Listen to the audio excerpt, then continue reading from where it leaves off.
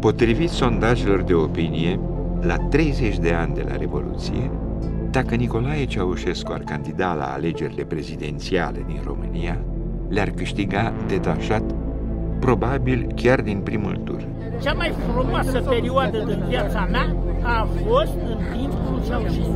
După timpul lui Ceaușescu era mai bine, aveai ce mânca, aveai cu ce trăi. Era deci o sărăcie programată. Toată lumea se descurca.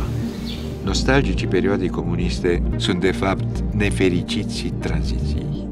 Toată această tranziție a produs o mulțime de inegalități, o mulțime de drame. Deci era o situație mult mai bună decât în prezent. Nu exista libertatea de manifestare. Eram un popor cu călușul la gură. Nicolae Ceaușescu a fost mai dur decât Fondul Monetar Internațional. Erau pensii mici, dar veneau atunci când erau planificate. Sistemul de sănătate era favorabil. Era o oroare. Lipsea hrana, deci pâinea era raționată, aveam o jumătate de pâine pe zi. Curentul se oprea planificat. Era frică peste tot.